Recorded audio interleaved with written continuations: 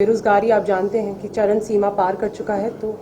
तो युवाओं के जो मुद्दे हैं, वो महिलाओं के जो मुद्दे हैं, क्योंकि मैं भी एक महिला हूँ तो समझती हूँ कि महिलाओं के जो मुद्दे हैं, महिलाओं का मान सम्मान, सुरक्षा, इनके बारे में बात करेंगे। और कोई प्रश्न है? थोड़ा सा बोल दे। अच्छा, और बोल देते हैं, ठीक है। देखिए, तो जो आप सबको पता है कि पिछले 10 साल में जो हो रहा है, कहीं ना कहीं बातें बहुत अच्छी हुई थी और मोदी जी के जो मार्केटिंग भी थी उन पर भी हम सबका भी विश्वास था। लोगों को लगा कि 2014 में आप कह सकते बदलाव आया और बदलाव आने वाला था। पर अब 10 साल हो चुके हैं। अगर मैं आपको बताऊं तो मेरा पूरा आप कह सकते अडल्ट लाइफ रहा है मोदी जी के राज में एक तरीके से। तो जो मैंने भी देखा है, महिलाओं के पास सुरक्षा नहीं है। जो बात हुई थी महिलाओं के मान सम्मान की, वो नहीं हो पाई है। तो मुझे जो लगता है, देखिए, सबसे बड़ा जो चीज़ हुआ है वो है कि मार्केटिंग बहुत अच्छी हुई थी, बातें बहुत बड़ी की गई थी, पर जो प्रोडक्ट है वो कहीं ना कहीं फेल हो गया है, क्योंकि प्रोडक्ट में एक बहुत बड़ा फेलियर है और उसको छुपाने की जो कोशिश हो रही है वो लोगों तक नहीं, आप कह सकते कि आप लोगों को नहीं बरगला सकते हैं, और लोगों को दिखता है, जनता को दिख रहा है जो सच है, क्योंकि जनता त्रस्त है। युवाओं के पास जॉब्स नहीं है, आजकल शिक्षित युवा के पास भी जॉब नहीं है। महिलाओं को अपना बजट मैनेज करने में मुश्किल हो रहा है, कम से कम पैसा घर तक आ रहा है। महंगाई की अगर बात करें तो महंगाई कितनी बढ़ गई है, सबको पता है ये बातें, क्योंकि जो पहले जो गैस का सिलेंडर मिलता था, आज का दाम क्या है सब जानते हैं। और अगर हम रांची की सिर्फ बात करें तो मैं आपको ये बता दूं, क्योंकि मैं रांची की प्रत्याशी हूँ, यहाँ से रांची को बने हुए, अगर झारखंड का भी हम बात करते हैं, झारखंड का जो राज्य बना था उससे अब 24 साल हो चुके हैं। ज़्यादा से ज़्यादा आई थिंक 18 साल के आसपास से ज़्यादा बीजेपी की सरकार रही है, 18 से 19 साल को मान लीजिए। तो इन सालों में रांची का जो रोड मैप बनने की ज़रूरत थी वो नहीं बनी। रिंग रोड जो बाहर का एरिया है, जो हम कहते हैं कि रिंग रोड, आउटर रोड बनने का जो ज़रूरत था, क्योंकि रांची का जो पूरा आप सिटी कहेंगे तो 53 वार्ड्स में वो सीमित है, ज़्यादातर लोग उसी में हैं।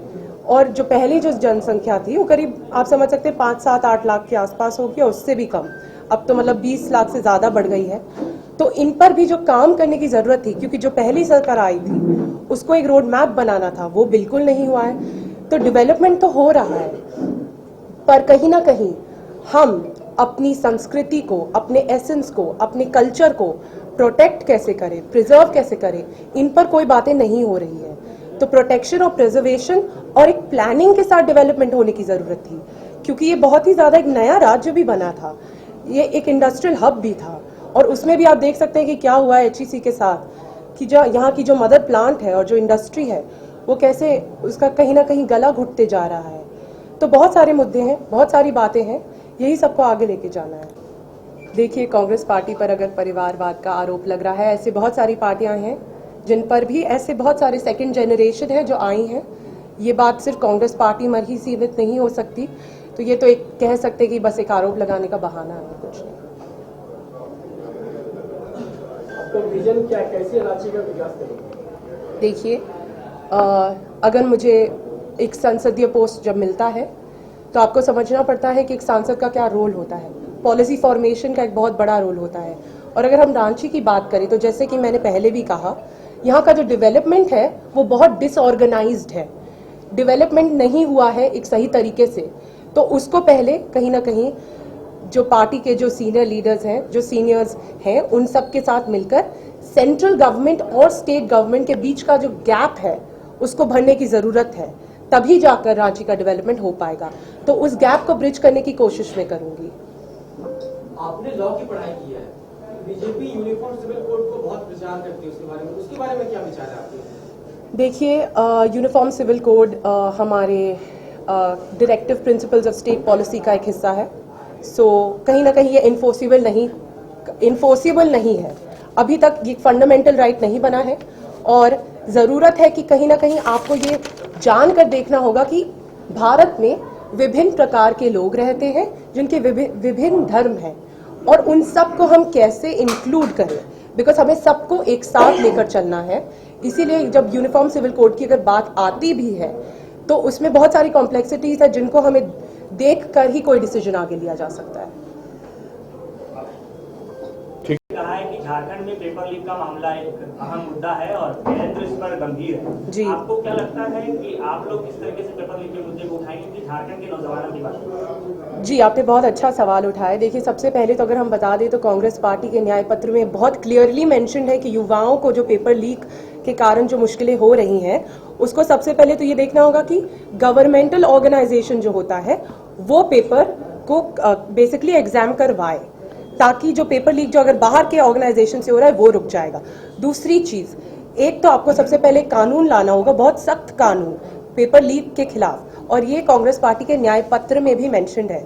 अगर मैं आपको बात बताऊं तो युवाओं की जो बात होती है, पेपर लीक की जो बात होती है, उसमें सबसे ज्यादा ये मेंशन है कि एक ऐसा सख्त कानून हो, और अगर कोई पेपर लीक हुआ तो वापस एग्जाम का क्या पूरा प्रोसीजर होगा, वो कैसे आगे सरकार डिसाइड करेगी, और जो बच्चों के साथ आप कह सकते हैं जिनको मुश्किलें आई हैं, उनके लिए भी क्या समाधान किया जाएगा। तो ये भी इसमें भी आगे की बात है।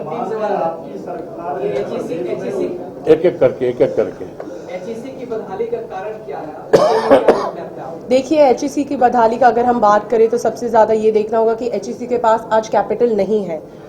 मतलब 2 साल से ज्यादा आप कह सकते हैं, या 2 साल के आसपास वहाँ के मजदूर और अफसर, उनके पास तनख्वाह नहीं मिली है उन्हें, और ये सबसे बड़ी बात है।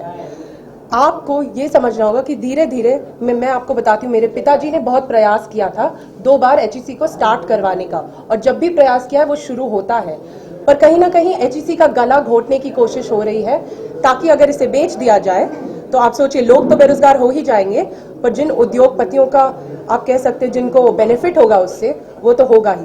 तो ये जो चलने की कोशिश हो रही है, उसको रोकने के लिए सेंट्रल गवर्नमेंट को बहुत ऐसे सख्त कदम उठाने पड़ेंगे जिससे वो एचईसी को बचा पाए, रिवाइव कर पाए, और जो अनएम्प्लॉयमेंट का जो क्राइसिस है उसको भी रोकने में मदद कर पाए। क्योंकि आप सोचिए कि एचईसी कितने लोगों को, कितने मजदूरों को एम्प्लॉयमेंट देता है, रोजगार देता है, और वो चीज अगर आप हटा दीजिए। एक और मैं बात बताती हूँ, झारखंड आप सोचिए कि कहीं ना कहीं एक इंडस्ट्रियल हब था।